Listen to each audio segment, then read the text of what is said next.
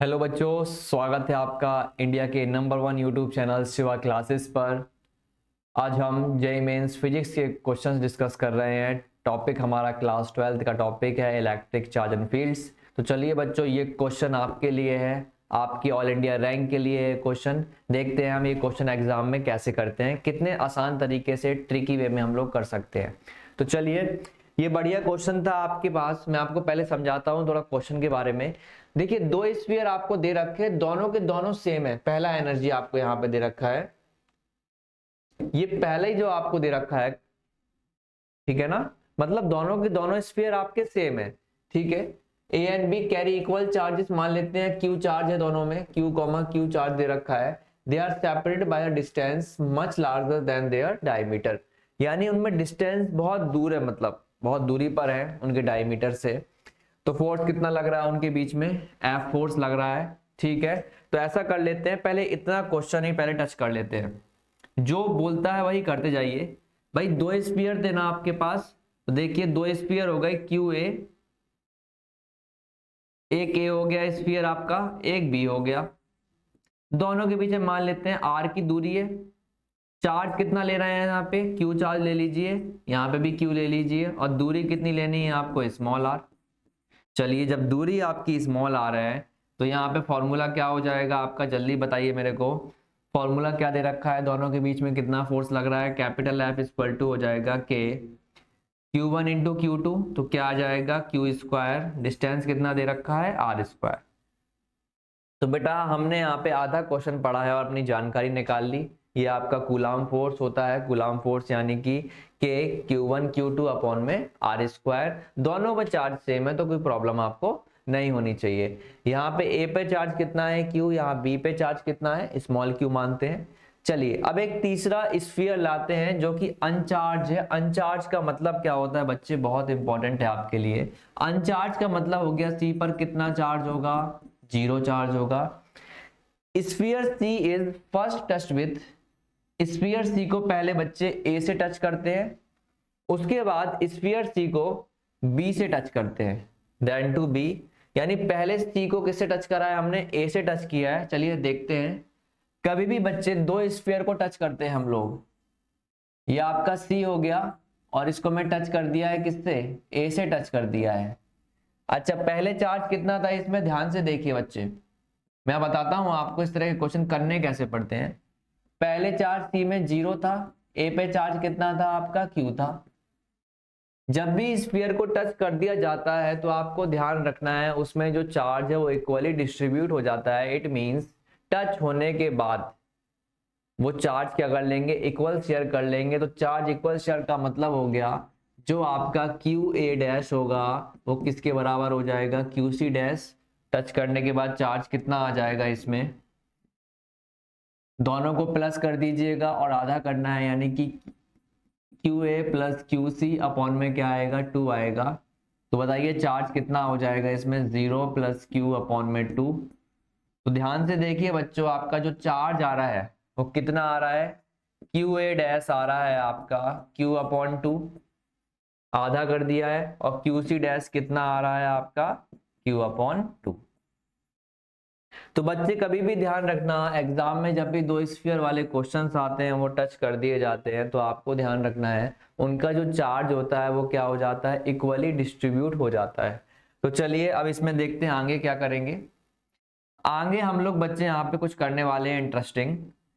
अब बच्चे क्या किया गया है, पहले एक सी को ए से टच किया गया, अब क्या किया है, सी को बी से टच किया है।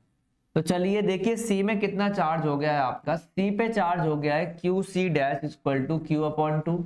अच्छा, बी पे कितना चार्ज था, Q B equal to, initially Q ही था क्या। तो चलिए अब चार्ज क्या हो जाएगा, इक्वली डिस्ट्रीब्यूट हो जाएगा दोनों में।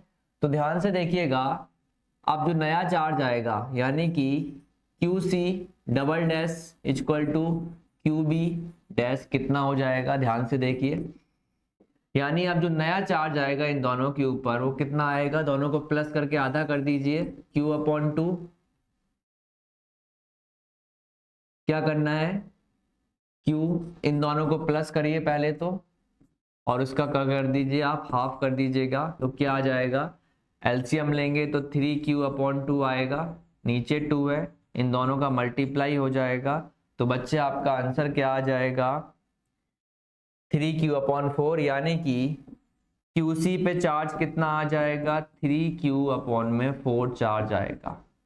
और अगर मैं बात करता हूं QB की, तो QB में चार्ज कितना आ जाएगा, फाइनली QB डैश में चार्ज आ जाएगा आपका Q/2, 3q/4 आ जाएगा।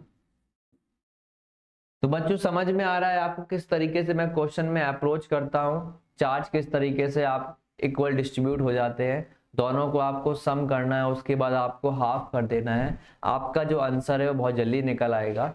तो चलिए बच्चों अब आगे बढ़ते हैं क्वेश्चन की तरफ। एक बार क्वेश्चन देख लेते हैं, कुछ मिस तो नहीं हो रहा है। अब बच्चों इसमें आपको दे रखा है finally as a result the force between A and B, तो ए और बी पे कितना फोर्स लगेगा, चलिए देख लेते हैं फाइनली। तो भाई ए और बी तो आपके ये रहे, हमें बताना है कि ए और बी पे कितना फोर्स लगेगा। तो आपका देखिए ध्यान से, ये आपका ए है और ये आपका बी है। अच्छा चार्ज कितना हो गया है ए पे, फाइनली चार्ज देखिए ए पे कितना हो गया है, ए पे चार्ज हो गया बच्चे आपका ए डैश पे Q/2, यानी ए पे चार्ज कितना हो गया है, Q/2 हो गया है, कोई प्रॉब्लम नहीं है। अच्छा अब ये देखिए कि बी पे चार्ज कितना हो गया है, QB डबल डैश, बताइए कितना हो गया है, बी पे चार्ज हो गया है आपका डबल डैश, सॉरी हाँ एक डैश ही आएगा, एक बार ही चेंजेस हुआ है, लगता है सी को 2 बार चेंज किया है, तो QB एक ही बार चेंज हुआ है, तो 3q/4 आएगा क्या।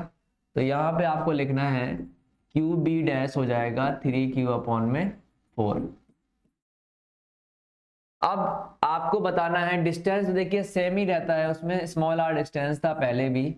अब बताना है कि जो नया फोर्स है वो कितना होगा, पहले कितना था KQ²/r² था, अब न्यू फोर्स क्या हो जाएगा। तो न्यू फोर्स देखते हैं बच्चों, यहाँ पे न्यू फोर्स यानी कि F डैश कितना हो जाएगा, कूलम्ब फोर्स के प्रोडक्ट ऑफ 2 चार्जेस, यानी कि ये वाला चार्ज A डैश और B डैश का चार्ज क्या होगा, Q/2 मल्टीप्लाई 3q/4। अच्छा डिस्टेंसेस कुछ चेंजेस हुए हैं क्या, डिस्टेंस तो देखिए r² रहेगा, इसमें कोई चेंजेस नहीं हुआ है।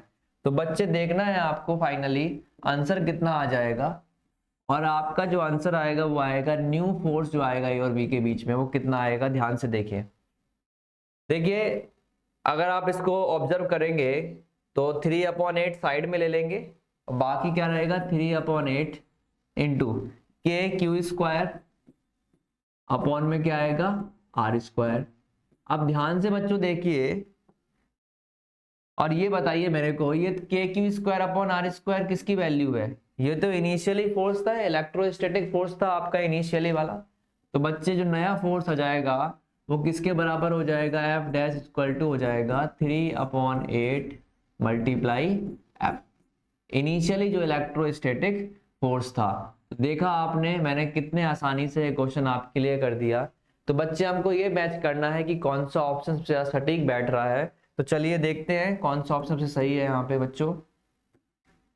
अच्छा 3F/4 F/2 F दे रखा है, D दे रखा है 3F/8, तो जैसे ही आप D में लगाते हैं ताला 1 2 3 4, वैसे ही आपकी ऑल इंडिया रैंक बढ़ जाती है और आपका सिलेक्शन कंफर्म हो जाता है। तो इस तरीके से आपको क्वेश्चंस करने हैं। तो बताइए आपको ये वीडियो कैसी लग रही है, कमेंट करके बता सकते हैं आप, और जो भी आपको प्रॉब्लम्स है डाउट्स है वो आप मेरे से पूछ सकते हैं। इसको आप दोस्तों में भी शेयर करिए ताकि वो भी इसका पूरा प्रॉफिट ले पाएँ। और इस तरीके की वीडियो के लिए सबसे पहले आपको क्या करना है, शिवा क्लासेस को सब्सक्राइब कर लेना है ताकि आपको नेक्स्ट वीडियो की जानकारी बहुत जल्दी मिल पाए। तो बच्चे पढ़ते रहिए अपने लिए और फाइट करते रहिए ऑल इंडिया रैंक के लिए, ठीक है ना। तो गुड लक बच्चों, हंसते रहिए हमेशा, मिलते हैं आप नेक्स्ट वीडियो में, ठीक है ना।